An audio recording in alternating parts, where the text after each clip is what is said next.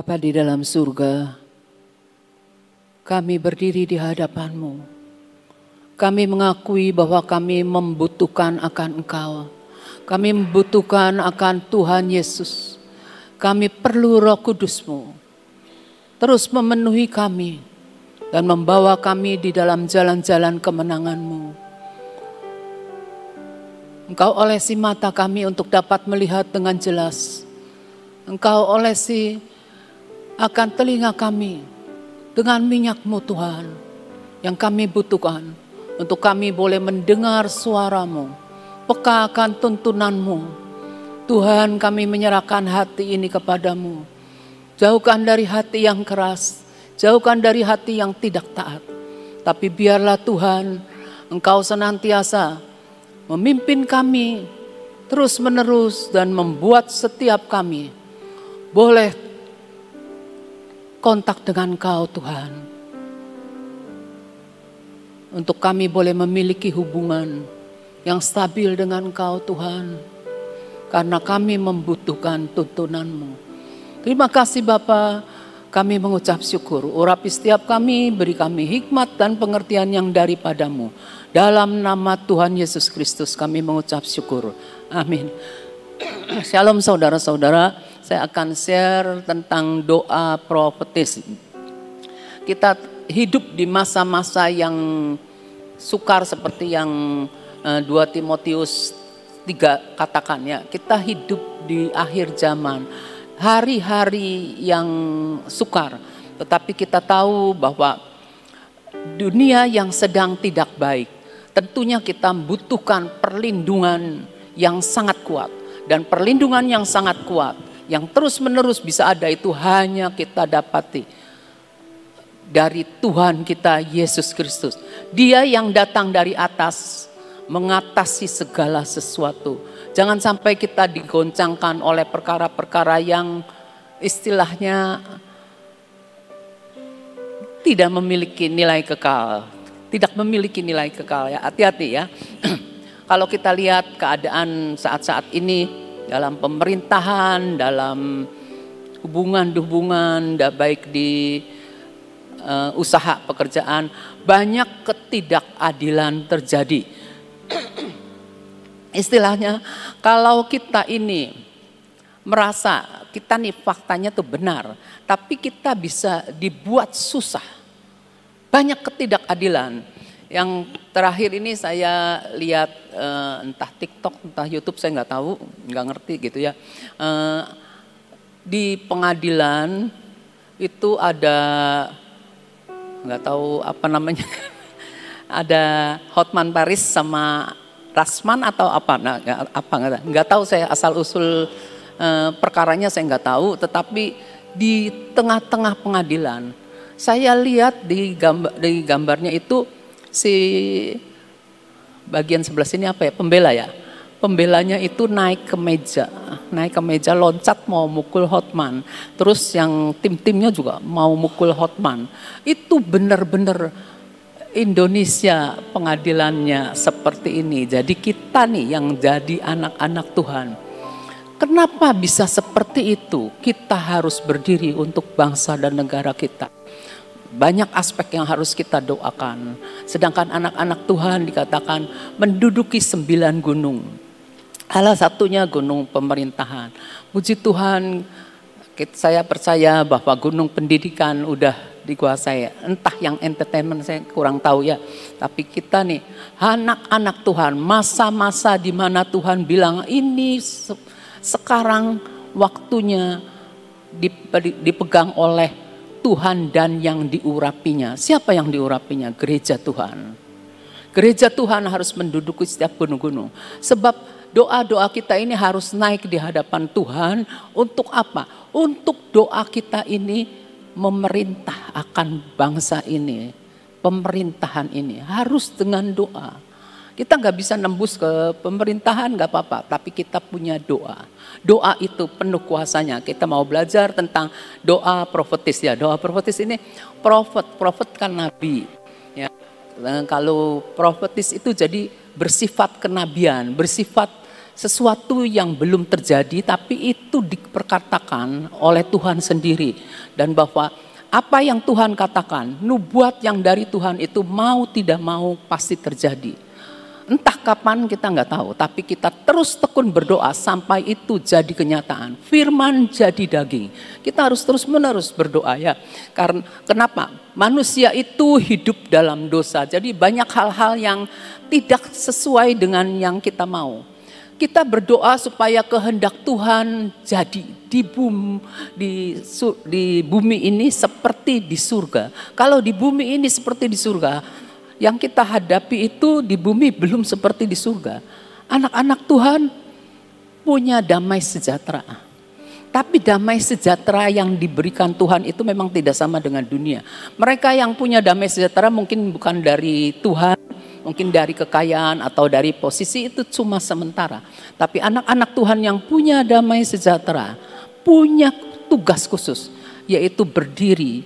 Entah itu untuk keluarga, entah itu untuk bangsa, untuk kota kita. Kita doakan supaya di bumi ini seperti di surga ya.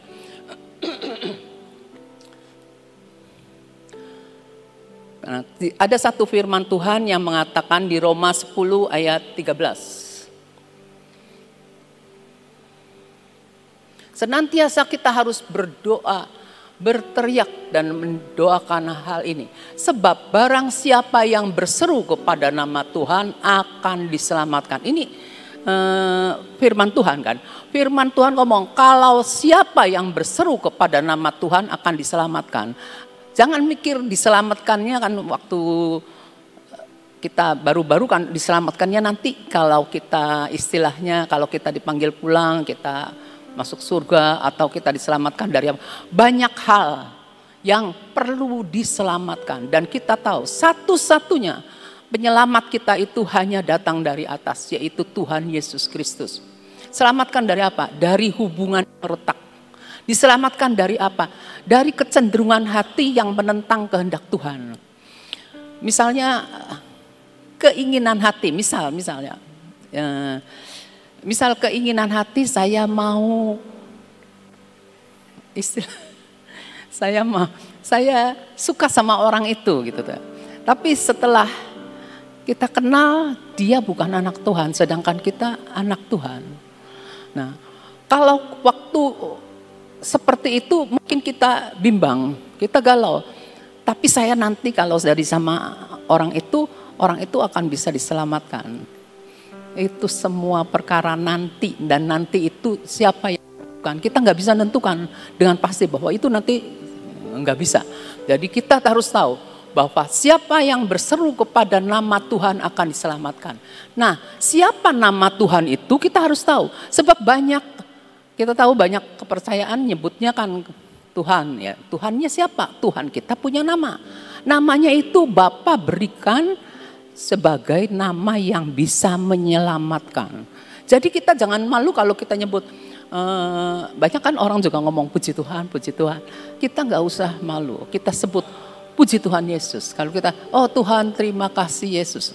Sebut namanya. Nama Yesus harus diperdengarkan bagi setiap orang. Dunia butuh selamat, dunia butuh perlindungan, dan kita tahu cuma satu yang sanggup untuk melindungi kita, menyelamatkan kita. Tidak saja di bumi ini tapi nanti juga kita diselamatkan. Nama Yesus ya. Nah, banyak firman dalam Alkitab, firman Tuhan itu banyak yang profetis ya, yang harus kita ucapkan, serukan. Nah, kenapa diserukan? Kenapa diucapkan? Karena di dalam kitab Roma itu ada ngomong gini. Kalau kamu mengaku dengan mulutmu, kamu akan diselamatkan. Kalau kamu Roma 10 ayat 9 coba. Kalau kamu akan diselamatkan. Terus karena dengan mengaku maka kamu diselamatkan dengan apa gitu tuh. Kamu akan nih di sini. Sebab jika kamu mengaku dengan mulutmu bahwa Yesus adalah Tuhan, masih dengan mulut. Kalau dengan mulut tentu saudara harus buka suara kan? Saudara harus buka saudara. Yesus adalah Tuhan dan percaya dalam hatimu. Percayanya jangan di otak. Banyak kali kalau anak-anak sekolah belajar agama, ya seperti saya dulu gitu ya, belajar agama. Saya saat otak saya mikir, oh ya saya percaya Yesus lah, Yesus yang lahir di kandang, terus Yesus yang nanti bintangnya gimana, terus Yesus yang nanti mati. Itu sekedar di pikiran, tapi di hati yang mau adalah percaya dalam hatimu. Jadi percaya itu tidak di otak ya, bahwa Allah telah membangkitkan dia dari antara orang mati, maka kamu akan diselamatkan. Terus yang ada satunya lagi, mengaku dengan hati terus dan menyerukan kali ya. Karena dengan hati orang percaya dibenarkan. Kita ini perlu dibenarkan, tapi syaratnya percaya. Syaratnya itu percaya, bukan sekedar ya gitu, enggak. Syaratnya bukan sekedar tahu, enggak. Ya, tapi hati, ya, Tuhan lihat hati. Dan dengan mulut orang mengaku dan diselamatkan. Jadi mulut itu harus dibuka, harus ngakui, baru kita bisa diselamatkan. Ya, jadi jangan malu ya. Nama Yesus tidak akan mempermalukan saudara-saudara ya. Kita coba kembali ke yang tadi di mana ya? Barang siapa yang berseru kepada nama Tuhan, berseru akan diselamatkan. Bayangkan pada waktu Tuhan Yesus disalib, dia akan bersama dengan kedua penjahat. Penjahat yang satunya ngomong sama Tuhan Yesus, aku percaya nanti kamu masuk surga, ingat akan aku. Dia cuma pada waktu masa terakhirnya dia mau mati ya. Tapi Yesus ngomong, ya hari ini juga kamu. Jadi mulut itu perlu dibuka, bukan untuk mengutuki, bukan untuk membuli orang, bukan untuk memarahi orang tua kita, menyalahkan orang tua kita, tapi mulut kita ini harus mengucapkan, menyerukan nama Yesus ketika kita kepepet. Saya udah pernah bercerita di sini. Saya ikut naik mobil dengan Pak Budi. Saya waktu saking kagetnya Pak Budi nginjek remnya, bukan rem tapi nggak tahu gas, ngegas. Jadi di situ tuh muter-muter nggak kurang. Saya juga saking panik tidak ingat nama Yesus. Benar saudara, saya ngaku. Tapi terakhir saya tahu, saya sadar, Yesus tolong saya. Mobilnya berhenti, nabrak umpak-umpakan, nabrak tangga. Itu adalah berseru kepada nama Tuhan. Yesus tolong. Saya nggak kebayang, padahal kaki saya, pintu saya terbuka, saya pengen turun saudara. Kalau saya turun mungkin nggak ketemu, karena saking takutnya seperti itu ya. Nah kita harus tahu ya, kita tahu bahwa Allah sanggup menyelamatkan hidup kita dalam hal apapun. Jadi urusan Tuhan itu tidak saja urusan rohani, tapi dalam hal apapun ya. Kita nih bisa bertahan menghadapi masalah-masalah. Kalau kita punya hubungan sama Tuhan ya. Janji-janji firman Tuhan itu profetis. Jadi tidak sekedar kita pegang janji gitu.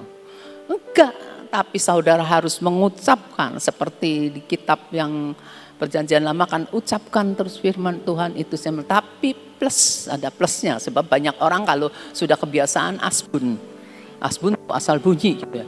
Nah, tapi kita harus tahu, kita dengan iman ya.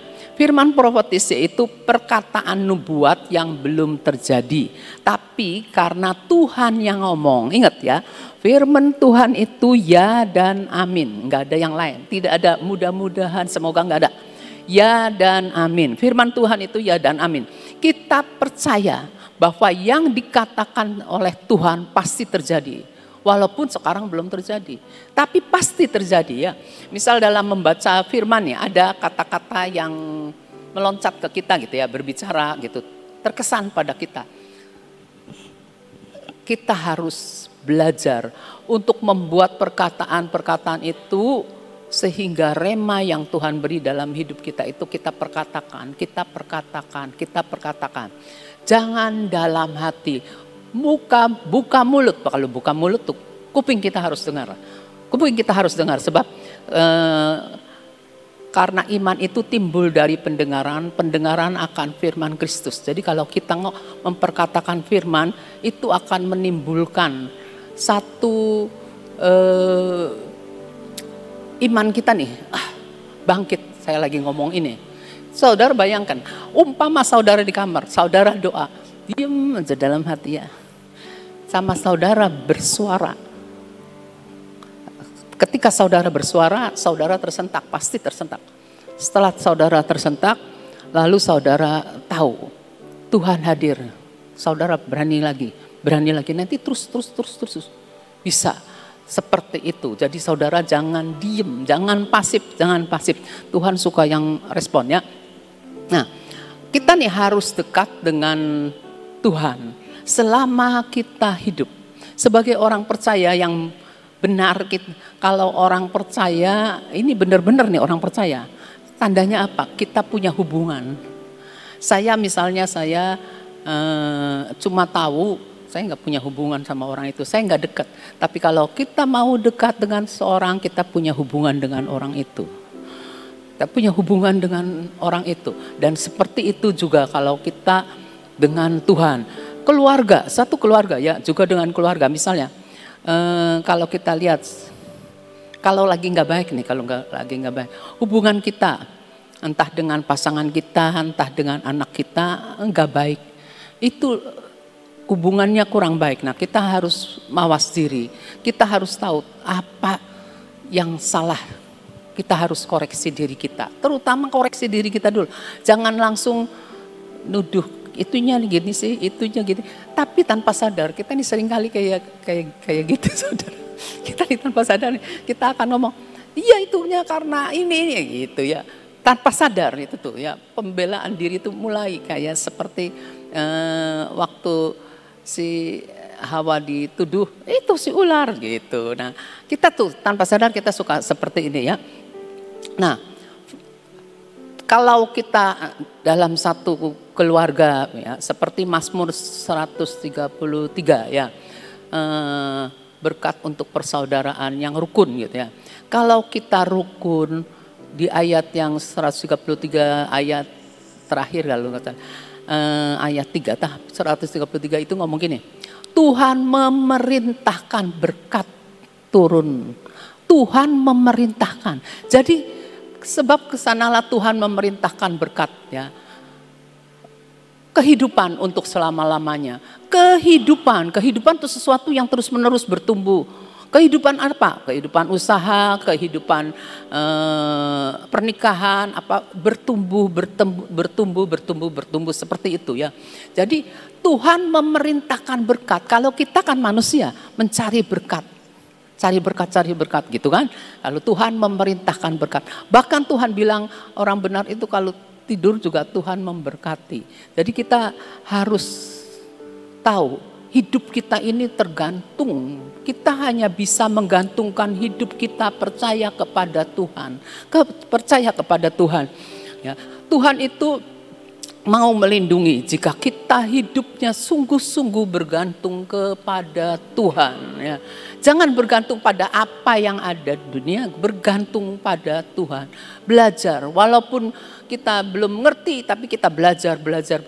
Saya selalu belajar begini saudara, dari saya pertama kali lahir baru, saya ini kalau nggak ngerti, kan kalau belum ngerti nih, nebak-nebak, oh ini, buka saya di Alkitab bagian belakang kan ada kamus dulu ya, ada kamus. Nah ini artinya ini, oh saya tuh gini ya, tapi saya nggak berani ngomong, simpan dalam hati aja. Nanti Tuhan kasih pengertian, nggak mau saya ngomong dulu, barangkali saya salah gitu. Saya suka gitu saudara, belajar jadinya. Nah kita lihat ya, Ulangan 11 ayat 11 sampai 5, ini tentang hujan. Ini orang Israel waktu dulu di dalam perjanjian lama. Ulangan 11 ayat 11 sampai 15 ya. Tetapi negeri, itu kan orang Israel disuruh pergi kan. Kemana kamu pergi untuk mendudukinya ialah negeri yang bergunung-gunung dan berlembah-lembah. Yang mendapat air sebanyak hujan yang turun dari langit. Jadi misalnya gini, sebentar yang 11. Nah misalnya ya, saudara ngikuti apa yang Tuhan mau ke sana. Nah saudara ikut. Ya. Saudara ingat, Tuhan bilang, Tuhan inikah tanah yang aku mau duduki Tuhan. Aku mau jalani karena engkau memberikannya kepadaku. Itu profetis. Aku jalani Tuhan, ini tanah-tanah yang kau berikan. itu jadi milik pusakaku. Tuhan, Engkau berjanji kalau aku minta bangsa-bangsa, Tuhan akan berikan kepadaku. Aku minta setiap suku-suku bangsa, Tuhan akan berikan kepadaku. Kita perkatakan, jangan diem. Perkatakan. Bersyukur saudara bisa bersuara ya. Terus 12. Suatu negeri dipelihara oleh Tuhan. Jadi bukannya tidak ada masalah, tetapi Tuhan tetap memelihara. Orang-orang Israel kan waktu disuruh pergi terus ngadepin hal-hal yang gak enak, tapi tetap Tuhan pelihara. Ya, dipelihara oleh Tuhan Allahmu. Mata Tuhan Allahmu tetap mengawasinya dari awal sampai akhir tahun. Terus 13. Jika kamu dengan sungguh-sungguh mendengarkan, seringkali saya akui juga tidak sungguh-sungguh karena pikiran terlalu banyak. Jadi kadang-kadang kita nih tidak sungguh-sungguh, tapi cepat-cepat balik gitu ya. Jika kamu dengan sungguh-sungguh mendengarkan perintah yang kusampaikan kepadamu pada hari ini, waktu itu Tuhan ngomong sama Musa, sehingga kamu mengasihi Tuhan Allahmu. Kalau mengasihi itu nurut ya, nurutin orang kalau seneng pasti nurutin gitu ya. Mengasihi Tuhan Allahmu dan beribadah kepadanya dengan segenap hatimu dan dengan segenap jiwamu. Ayat 14. Maka ia, Tuhan, akan memberikan hujan untuk tanahmu pada masanya. Saya heran, pada masanya, pada waktunya. Sekarang nih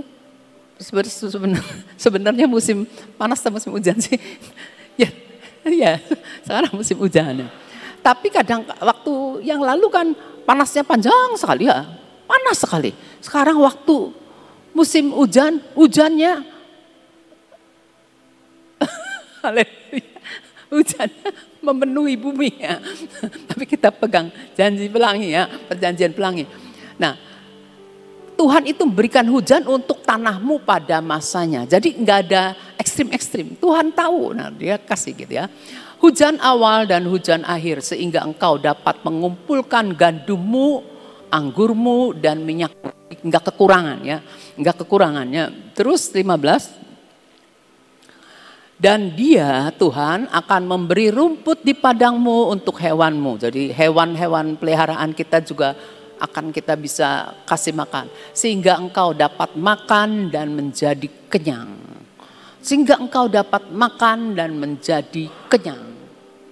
Jadi kita ini dipelihara. Hewan yang kita ada pada kita juga dipelihara sama Tuhan. Kita tidak akan kekurangan. Asal seperti yang ayat 1. Asal kita ini nurut sama Tuhan. Nurut sama yang punyanya. Kalau kita nurutnya sama yang lain ya rasakan sendiri. Sekarang enak, nanti lu buntutnya rasain. Gitu ya.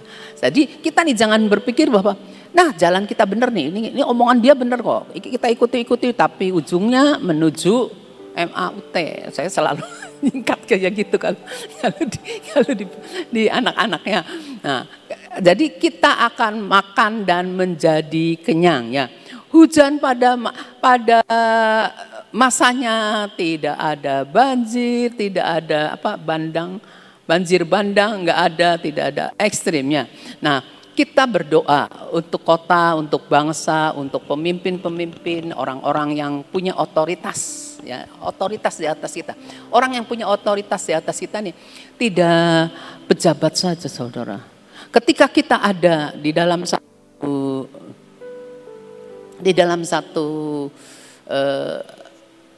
kantor gitu ya, satu perusahaan. Ketika kita ada di dalam satu perusahaan, kita harus tunduk pada otoritas yang ada di atas kita. Ketika kita dalam pelayanan, kita harus tunduk pada yang ada di atas kita. Selalu seperti itu. Jadi kita harus tunduk pada otoritas yang Tuhan sudah tetapkan bagi orang itu. Kan Tuhan bilang, semua yang Tuhan berikan itu Tuhan yang sudah tetapkan untuk kamu, untuk dia berlaku adil. Kalau enggak adil, kita ngomong lagi sama Tuhan. Tuhan nih, seperti ini gitu ya. Nah, kita juga misalnya kita ada di dalam satu kelompok sel ya. Nah, jadi pemimpin kelompok sel juga bukan sekedar ngumpul-ngumpul gitu ya. Enggak, dia bertanggung jawab terhadap domba-domba yang diserahkannya. Ya, nah, dia harus ngawasi, harus memelihara, benar-benar harus punya hubungannya. Jadi kita ini doakan untuk Indonesia ini, orang-orang yang Tuhan taruh otoritas agar takut sama Tuhan, agar tunduk pada Tuhan. Supaya apa? Hidup kita tenang, damai di kota ini, di negara ini. Kita lihat Habakuk. Habakuk 1 ayat 2 sampai 4 dulu. Nah ini Habakuk lagi ngomong sama Tuhan, ngeluh ya. Berapa lama lagi Tuhan aku berteriak, bahkan dia berteriak, tetapi tidak kau dengar. Gemes kan, itu doa-doa tapi tidak didengar sama Tuhan gitu ya. Aku berseru kepadamu penindasan tetapi tidak kau tolong. Terus mengapa engkau memperlihatkan kepadaku kejahatan? Nah sekarang kita kan diperlihatkan banyak kejahatan. Banyak. Anak SMP saya dengar nih dari satu pendoa di Jakarta. Anak SMP Cici. Bukan saja sekedar LGBT. Mereka sudah ngerti istilah baru. Saya waktu itu saya nggak ngerti istilah baru itu apa. Anak SMP. Mungkin karena kota besar ya jadi ngerti. Check in. Istilahnya nih check in. Saya sampai mikir check in. Oh iya saya sekarang ngerti gitu ya. Saya ngerti. Anak SMP. Jadi yang punya urusan sama sekolah benar-benar harus jadi menjaga, mengintai ya. Nah, terus dulu ya. Mengapa engkau memperlihatkan kepadaku kejahatan? Kita dikasih tahu nih, Tuhan izinkan kita melihat semua yang ada di sekeliling kita. Tuhan pasti punya maksudnya. Sehingga aku memandang kelaliman, sehingga kita nih mandang yang kayak kotor-kotor gitu ya. Ya aniaya dan kekerasan ada di depan mataku, perbantahan dan pertikaian terjadi. Terus ayat 4. Itulah sebabnya hukum kehilangan kekuatannya dan tidak pernah muncul keadilan. Sebab orang fasik mengepung orang benar. Itulah sebabnya keadilan muncul terbalik. Nah, saya waktu baru belajar tentang doa profetik, saya nih ada ayat seperti ini. Saya waktu itu baru-baru. Jadi kenapa ya doanya nih? Hukum tidak lagi kehilangan kekuatannya dan keadilan muncul karena Tuhan menyukai keadilan. Orang fasik mengepung orang benar, itulah sebabnya keadilan muncul terbalik. Dan keadilan tidak lagi muncul terbalik, tapi keadilan dinyatakan. Jadi ayat ini, yang ayat sebegini kan cuma kalau kita bacakan sekedar hukum kehilangan kekuatannya, keadilan nggak ada. Terus orang fasik banyak mengepung orang benar. Jadi keadilan muncul terbalik. Kita mau membuat profetis itu kita membalikkan keadaan. Tapi kita perkatakan dengan doa, dalam doa. Jadi adil atau tidak adil itu bisa juga terjadi dalam keluarga kan. Kita perkatakan, kita doakan dengan iman, doa profetis. Maksudnya seperti itu. Coba kita lihat lagi ayat 12 sampai 13. Nah ini paragraf ini judulnya di manakah keadilan Tuhan? 12 ya. Bukankah engkau ya Tuhan dari dahulu Allahku yang maha kudus? Iya kan? Tidak akan mati kami. Ya Tuhan telah kau tetapkan dia untuk menghukumkan. Maksudnya menghukumkan kita kalau kita bersalah ya. Tapi bukan Tuhan. Tuhan yang menetapkan si A misalnya. Ya gunung batu telah kau tentukan dia untuk menyiksa. Jadi Tuhan itu membuat seseorang gitu ya, tentukan nama hukumnya, kamu membuat orang itu tertindas, membuat orang itu tersiksa. Tapi ini kitanya ngadu sama Tuhan. Tuhan kenapa Tuhan? Kenapa? Kenapa itu? Di mana keadilannya Tuhan? Di mana gitu ya? Terus 13. Matamu terlalu suci untuk melihat kejahatan dan engkau tidak dapat memandang kelaliman. Mengapa engkau memandangi orang-orang yang berbuat kianat itu, engkau diam baik. Tuhannya diam baik gitu tuh ya. Berdiam diri apabila orang fasik menelan orang yang lebih benar dari dia. Nah ini juga bisa dibuat doa profetis. Nomor 1, yang terutama kita harus mintakan ampun dulu. Baik untuk keluarga kita, baik untuk pribadi kita, untuk kota kita, untuk bangsa kita. Lalu kita ngomong sama Tuhan, Tuhan Engkau tuh adil, tolong Tuhan. Terus ada ayat yang gini, Tuhan itu menyukai kasih setia dan keadilan. Dari bumi muncul keadilan apa gitu, di Mazmur ada saudara, tapi saya nggak keburu, barangkali kelewat lama ya. Nah terus jadi kita nih harus hidup pada masa-masa yang sukar ini, pada masa-masa yang tidak baik, dikatakan tidak baik ini sebagai pengintai. Kita seperti yang Habakuk 2 ayat 1-4 katakan, coba balik lagi tolong. Habakuk 2 ayat 1-4. Ada nggak? Nah Habakuk 2 nih ya, ini 1-4. Aku mau berdiri di tempat pengintaianku dan berdiri tegak di menara. Ya, Habakuk bilang dia mau berdiri di tempat pengintaian. Kalau tempat pengintaian biasanya di menara ya, tinggi kan di menara. Dan berdiri tegak di menara. Aku mau meninjau dan menantikan apa yang akan difirmankannya kepadaku dan apa yang akan dijawabnya atas pengaduanku. Jadi saudara bayangkan saudara ada di menara itu aja, yang di laut ya, menara jaganya itu tuh yang ada lampu. Itu ya. Nah, saudara bayangkan, saudara ada di atas itu. Nah, terus saudara itu kan ngelihat sekeliling apa yang terjadi. Kalau kita ada di tempat tinggi kita bisa ngelihat kan, dan menantikan apa yang akan difirmankannya kepadaku dan apa yang akan dijawabnya sebagai pengaduanku.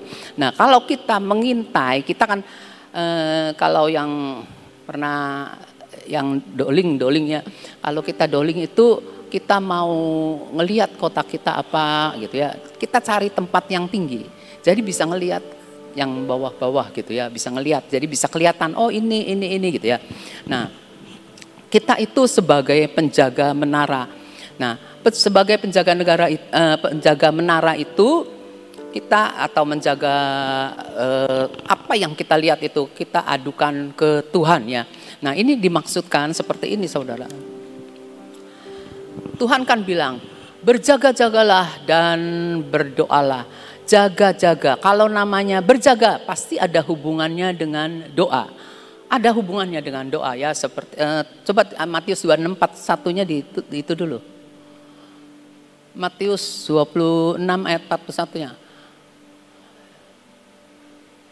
Berjaga-jagalah dan berdoalah, supaya kamu jangan jatuh dalam pencobaan. Roh memang penurut tapi daging lemah. Nah yang saya mau itu adalah berjaga-jaga. Kalau kita disuruh berjaga-jaga, itu berjaga-jaga tidak sekedar ngeliat-liat, tapi kita berdoa. Berdoa. Jadi ketika saudara berjaga-jaga, ngawasin apa aja nih saudara itu, hati saudara berdoa ya. Nah kalau kita misalnya ya, kita masuk doa ya, kita pasti mikirnya kontaknya kan sama Tuhan ya. Memikir Tuhan itu sama seperti kita naik ke tempat tinggi. Jadi kita naik ke tempat tinggi ya. Nanti nih spiritnya kita ini, rohnya kita ini diangkat sama Tuhan. Diangkat sama Tuhan, Tuhan ngomong, ngebisikin ke kita apa yang harus kita doakan. Jadi posisinya itu tinggi. Nah berdoa dan sembahyang itu dengan roh dan kebenaran. Kenapa dengan roh dan kebenaran? Karena Tuhan kita itu adalah roh. Jadi Tuhan adalah roh, kita adalah manusia roh yang dilahirkan kembali. Bukan manusia lama, kita manusia roh. Yang dihidupkan itu manusia roh kita. Bukan manusia jiwanya kita, bukan manusia daging kita. Roh sama roh ketemu. Ya, roh sama roh ketemu. Kita lagi naik nih, lagi doa kan kontaknya sama Tuhan. Nah jadi kita doanya naik sama Tuhan ya. Tuhan angkat spirit kita. Nah Tuhan perlihatkan. Makanya dikatakan hendaklah kita penuh dengan roh. Hendaklah kita penuh dengan roh supaya kita bisa ambil di frekuensi yang Tuhan ada itu, kita ambil apa yang menjadi kehendak Tuhan. Kalau saudara penuh dengan roh, mata saudara mulai dibukakan sedikit dan lama-lama saudara punya keinginan, Tuhan aku mau lebih lagi. Kan Tuhan bilang, kalau kamu punya Kalau kamu punya, Tuhan akan tambahkan. Tapi kalau kamu tidak punya, Tuhan akan ambil. Jadi apa yang saudara punya itu harus dikembangkan. Harus dihidupkan. Karena Tuhan kasih kamu itu untuk mengembangkan, bukan untuk dipeluk saja. Jadi harus dikembangkan. Jangan stagnan, jangan jadi orang-orang percaya yang stagnan ya. Nah, jadi kita ini harus penuh dengan roh ya. Nah, kalau kita tahu ya, roh ketika kita berdoa itu, kita itu sedang menaikkan dupa di hadapan Tuhan. Karena doa-doa kita ini naik seperti semerbak narwastu penyembahanku itu tuh dari mesbah dupa itu naik ke hadapan Tuhan. Nah, kita tahu mesbah dupa adanya di mana? Dekat ruangan Maha Suci. Kan kalau kita kan di ruangan suci ya. Dekat sama ruangan Maha Suci ada mesbah dupa. Nah, kedua kita nih naik di hadapan Tuhan ya. Jadi hendaklah kita itu penuh dengan roh. Kita ini menyembah, bukan sekedar kita memuji Tuhan, nyembah. Kalau yang namanya sembah, saya ingat, saya dulu nggak ngerti, saudara. Doa ya doa gitu ya. Tapi setelah saya belajar, diajarin gitu ya, nyembah itu roh, hubungannya sama roh sama roh itu sembah, baru sembahyang itu roh. Nah, jadi ngerti ya sampai sini. Terus kita lihat Mazmur 141 ayat 2. Berjaga, biarlah doaku adalah bagimu, bagi Tuhan, seperti persembahan ukupan, dan tanganku yang terangkat seperti persembahan korban pada waktu petang. Jadi kalau yang namanya doa, biarlah kita doa, Tuhan tolong saya Tuhan. Ayo kita punya body language, kita punya apa ya istilahnya tuh, kita kalau ada kan tindakan profetik ada kan. Nah, tapi kalau doa juga ada pakai tindakannya anggota tubuh kita nih, senjatanya Tuhan. Kita ketika nyanyi, kita jangan diam. Ketika kita mau angkat tangan. Ketika kita bersorak-sorak, Tuhan itu memberikan setiap anggota-anggota tubuh kita sebagai senjata-senjata kebenaran. Dipakai, senjatanya bukan sebagai hiasan. Dipakai. Itu yang Tuhan mau ya. Terus kita lihat ya Wahyu 8 ayat 3 ayat terakhir ya. Nah, kita tahu ketika kita bersama-sama di sini ya, memuji Tuhan, mengangkat tangan, kita lagi meninggikan Tuhan. Ada istilah yang saya suka gitu. Nah, ketika Tuhan ditinggikan, Tuhan itu bertahta di atas puji-pujian kaum Israel. Nah, jadi kalau saudara lagi praise and worship itu, saudara sedang membangun tahtanya Tuhan, supaya Tuhan turun bertahta. Makanya kita bisa merasakan hadirat Tuhan. Kalau orang yang keras hati, orang kalau keras hatinya tuh tidak bisa merasakan hadirat Tuhan. Saya percaya ketika ada di dalam hadirat Tuhan, ketika saudara praise and worship, saudara ini narik Tuhan, aku mau Tuhan, ngerasakan hadiratmu. Saudara dilawat Tuhan, saudara akan dilembutkan hatinya. Dilembutkan hati kita nih, licik ya, tapi Tuhan bisa ubahkan, bisa dilembutkan oleh Tuhan. Jadi ketika kita doa, Tuhan tolong saya apa gitu ya, terus saudara ngomong, nah Tuhan itu ketika Tuhan ditinggikan, ketika kita ngucap syukur, Tuhan tuh beri kita kekuatan yang baru untuk kita menghadapi setiap masalah-masalah di masa-masa yang sukar ini. Masa-masa yang sukar digembar-gemborkan, tapi kalau saudara cuma sekedar tahu nggak ada gunanya. Saudara diperlengkapi oleh Tuhan sebagai anak-anaknya, sebagai pasukannya untuk pakai senjata-senjata yang Tuhan berikan. Jadi jangan diem aja. Terus Wahyu 8-nya, maka datanglah seorang malaikat lain dan ia pergi berdiri dekat mesbah dengan sebuah pedupan emas, dan kepada malaikat lain ini diberikan banyak kemenyan untuk dipersembahkannya bersama-sama dengan doa semua orang kudus.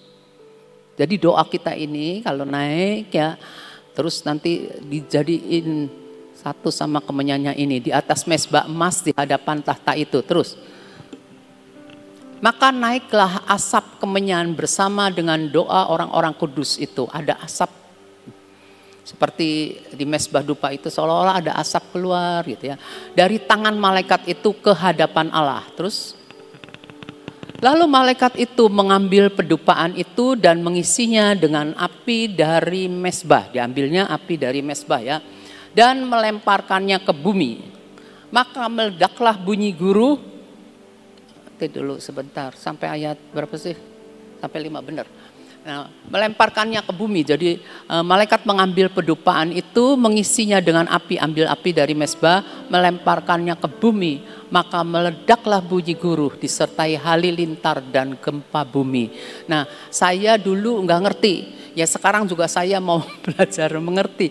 Mungkin begini, kita ketika naikkan doa itu, malaikatnya ambil doa-doa kita, terus dia ambil api dari mezbah, ya, dia ngadep ke Allah itu, lalu meledaklah bunyi guru. Jadi doa kita ini dijawab. Jadi Tuhan bawakan, Tuhan kasih guru tanda bahwa Tuhan hadir. Tuhan hadir itu tandanya apa? Guru, halilintar gempa bumi. Jadi doa-doa kita ini naik dan Tuhan jawab. Terjadi. Begitu, itu aja yang saya bisa sharekan. Tuhan berkati. Ya, hari ini kita belajar tentang doa profetik ya saudara. Jadi suatu doa yang dipraktekkan dalam kehidupan ya. Dan ini sangat satu sangat penting, dua manfaatnya luar biasa. Bahwa Tuhan itu mendengar doa dan menyelamatkan. Berserulah engkau kepada Tuhan maka Dia akan menyelamatkan. Itu sungguh betul. Saya mau saksikan, mungkin Wahyu ini ya, Ibu Yo itu mungkin susah kalau suruh kesaksian di sini ya. Saya mau menyaksikan tentang Ibu Yo. Ini umurnya sudah 89 ya. Sudah hampir 90 nanti tahun depan saudara. Nah saudara tahu kan biasanya orang kalau tua itu kan rapuh. Apa rapuh? Terutama tulangnya. Nah biasanya itu orang kesandung jatuh aja patah, ini patah dan sebagainya. Tapi kemarin ini waktu hari Minggu ya, waktu hari Minggu itu biasanya hari Minggu Wahyu itu Ibu Yo ini ke rumahnya Gidi ya. Kalau hari Sabtu ke rumahnya Luki karena anaknya 2. Nah waktu di rumahnya Gidi itu mau kencing ceritanya ya. Jadi dia ke kamar mandi sendirian nih, ke kamar mandi, tapi ya ada Gidi, ada Christine juga sih, ada anak-anaknya juga. Tapi waktu ke kamar mandi dia sendiri. Nah di kamar mandi dikunci saudara. Nah ke kamar mandi dikunci, sebenarnya situasi nggak usah dikunci juga nggak apa-apa ya. Tapi dia orang mau kencing ya harus dikunci katanya. Jadi dikunci. Tapi begitu dikunci dia jatuh. Gitu. Saya tanya jatuhnya bagaimana? Jatuhnya itu sampai begini, 2 lutut ini kena ke lantai, jeluk gitu. Nah, apa yang pertama kali dikatakan? Tuhan Yesus tolong saya. Ya, itu yang diucapkan. Tuhan Yesus tolong saya. Aduh Tuhan kok aku jatuh ini bagaimana? Gitu. Ya. Dan sesudah itu dia katakan jadi bagaimana? Saya bilang jadi dia diam dulu dia. Tolong Tuhan Yesus, tolong. Itu yang selalu dikatakan karena gak ada orang. Saya bilang kenapa kamu gak teriak-teriak minta tolong? Saya bilang ya saya minta tolong sama Tuhan Yesus saja. Ada anaknya, ada mantunya, ada cucunya. Dia gak manggil orang lain. Ya. Manggil siapa? Tuhan Yesus. Saya doakan saudara. Kalau di dalam menghadapi apapun, ya, yang paling dekat dengan saudara itu adalah Tuhan Yesus. Yeshua HaMashiach. Jadi teriak. Begitu teriak Tuhan akan tolong. Lalu saya tanya, terus bagaimana? Lalu saya duduk. dari kakinya itu loh duduk. Terus dia ngesot ya, saudara tahu nggak? Mundur sampai punggungnya, dia bilang nempel di tembok. Terus ya aku berdiri. Saudara, sekarang bayangkan, saya saja yang umurnya 8 tahun lebih muda ya.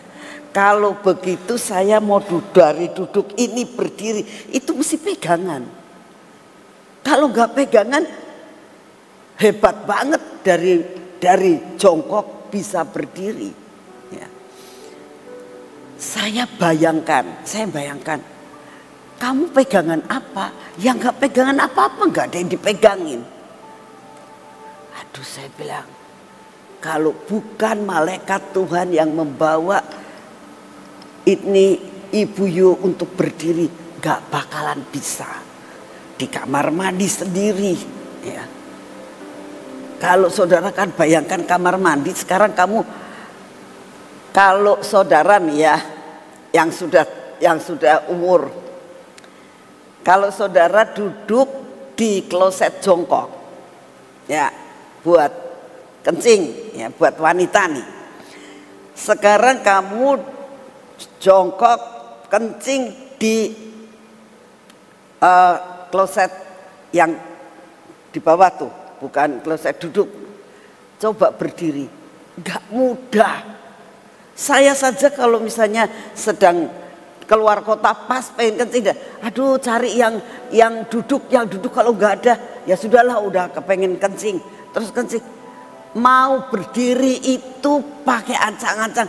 Saya harus pegangan apa ya? Gak bisa saudara, untuk ngangkat badan itu gak mudah. Ini Mak Yu ini bukan kurus loh. Kalau kurus sih oke lah, rada lumayan gemuk. Badannya ngangkat badannya tuh berat. Saya bilang ini kalau bukan malaikat Tuhan dan pertolongan Tuhan, itu sudah gak mungkin. Sesudah itu dia bilang, ya sudah, saya buka pintu sendiri. Terus kaki kamu gak apa-apa tak? Tidak apa-apa. Dan saya tak lihat, ini yang namanya lututnya juga gak gosong loh. Tidak ada sesuatu hal yang retak maupun putus, patah, gak ada. Ya. Saya sampai bilang, Tuhan, salah satu hal dalam menghadapi apapun, apa yang harus dilakukan, teriak sama Tuhan seperti firman Tuhan hari ini. Tuhan Yesus, tolong saya. Dan firman-Nya mengatakan, maka engkau akan diselamatkan. Nah, ini contoh yang jelas ya, di mana Mak Yu itu sehat, terus besoknya kan nggak PW sehari. Jadi nggak PW sehari, besoknya kan sudah PW. Saya tanya, sehat, jalannya enak, ada yang sakit, gak ada yang sakit.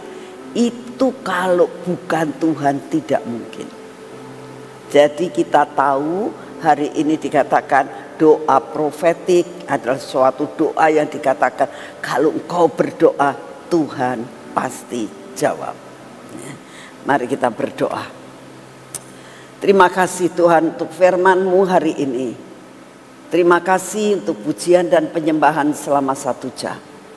Terima kasih ya Tuhan untuk pertolongan-Mu buat Mak Yu. Terima kasih Tuhan, kami bisa melihat bahwa ada buktinya Tuhan. Kalau kami berseru kepadamu dalam menghadapi apapun, memanggil nama-Mu, nama di atas segala nama, nama yang berkuasa, pasti akan menolong kami. Terima kasih untuk semua yang Kau sudah kerjakan dalam hidup kami. Bapak, saat ini kami datang di hadapan-Mu. Kami mengucap syukur untuk kasih setia-Mu yang tidak pernah berubah. Terima kasih dan terima kasih dan terima kasih. Kami mengucap syukur Tuhan. Engkau selalu menolong kami. Engkau selalu melakukan perkara-perkara yang baik buat kami. Untuk itu kami mengucap syukur. Bapak, saat ini tetap kami mau berdoa buat bangsa dan negara kami Tuhan. kami melakukan suatu tindakan profetik di dalam doa saat ini untuk membalikan keadaan. Kami datang di hadapan-Mu. Tanah ini adalah milik-Mu Tuhan. Engkau anugerahkan buat bangsa ini. Dan kami ada dan berada di tanah ini. Firman-Mu tadi Tuhan mengatakan di dalam Ulangan 11 tadi dikatakan. Ayat yang ke-12. Bahwa Engkau memeliharakan tanah ini. Dan Engkau katakan Engkau mengawasi tanah ini dan memeliharakan tanah ini sepanjang tahun Tuhan. Oleh karena itu kami memperkatakan dengan tindakan profetik. Di mana tanah yang kami injak, Engkau akan memeliharakannya sepanjang tahun. Terima kasih Tuhan, biarlah sepanjang tahun 2025 tanah Indonesia, tanah di mana kami berdiri, tanah di mana kami ditempatkan, Engkau memeliharakan sepanjang tahun. Di dalam Ulangan 11 ayat 12 tadi, kami percaya akan firman-Mu. Terima kasih Tuhan. Kami mengucap syukur. Peliharakanlah tanah-tanah di seluruh Indonesia ini Tuhan. Tetap kami berdoa untuk Bapak Presiden, Wakil Presiden, dan semua Tuhan, stafnya. Dalam nama Tuhan Yesus. Engkau buat mereka unity. Engkau membuat mereka sederap selangkah. Engkau jagai hati mereka untuk tidak bisa dipecahkan Tuhan. Diporak-porandakan. Semua isu-isu yang ingin menghancurkan kesatuan ini, Engkau padamkan Tuhan. Kami sangat merindukan seluruh keputusan yang diputuskan ada dalam kendali yang daripada-Mu. Terima kasih Bapak, terima kasih Tuhan Yesus, terima kasih Tuhan Roh Kudus. Segala pujian, hormat, syukur kami naikkan di hadapan-Mu. Terima kasih Tuhan, Engkau sungguh amat sangat baik. Engkau terus akan memeliharakan akan tanah Indonesia ini. Kami berdoa saat ini untuk lawatan. Kami berdoa buat Uganda Tuhan. Engkau menyuruhkan kami juga menginjakkan kaki kami di sana. Biarlah terjadi lawatan yang luar biasa di Uganda. Kami percaya Tuhan, sebelum kami berangkat, Engkau sudah mulai membajak hati-hati daripada orang-orang Uganda. Sehingga pada saat kami datang, semua diberkati. Terima kasih untuk semua. Kami juga berdoa untuk kami semua yang akan berangkat Tuhan. Seberapa banyak Engkau menghendaki kami berangkat, beri kami percaya kepadamu. Kami berseru-seru kepadamu Tuhan. Engkau membiayai kami. Engkau membiayai kami. Terima kasih untuk semuanya. Bapak, saat ini kami datang di hadapan-Mu. Kami tetap mau menyerahkan lawatan di pulau-pulau di seluruh Indonesia. Kami percaya Tuhan, Engkau sudah berikan lahan. Satu lahan yang baik untuk kami boleh melakukan sesuatu, menanam sesuatu di sana. Dan terjadi perkara yang ajaib. Terima kasih Tuhan untuk kasih setiamu. Dan saat ini juga kami minta kekuatan kesehatan yang daripada-Mu Tuhan. Untuk kami boleh kuat, kami sehat Tuhan, karena Engkau berikan daya tahan tubuh. Terima kasih untuk kasih setiamu. Segala pujian, hormat, syukur kami naikkan di hadapan-Mu ya Tuhan. Engkau sungguh amat sangat baik. Dalam nama Tuhan Yesus, hari ini seluruh pekerjaan kami minta ada dalam pimpinan-Mu.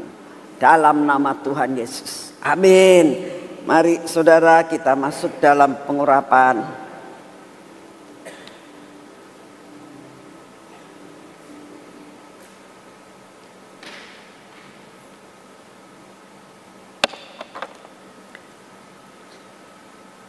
Di dalam nama Tuhan Yesus, ini minyak keajaiban.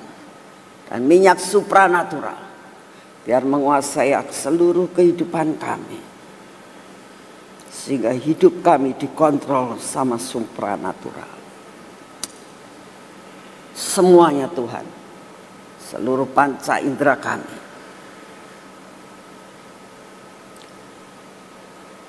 kuasai kami Tuhan. Hari ini kami mengalami perkara yang ajaib. Semua yang tidak baik dalam hidup kami terus dipatahkan, terus dihapuskan, terus dibabat habis. Berkati tangan kami, biar apa yang kami kerjakan pada hari ini bersamamu Tuhan, kami berjalan di atas rata-rata. Ini kaki kami, pimpin supaya jangan melenceng kemana-mana Tuhan. Lurus di hadapan-Mu supaya kami diberkati. Terima kasih untuk semua. Dalam nama Tuhan Yesus. Hari ini Engkau berkati kami Tuhan. Dengan kelimpahan. Dalam nama Tuhan Yesus. Amin. Tuhan memberkati saudara semuanya.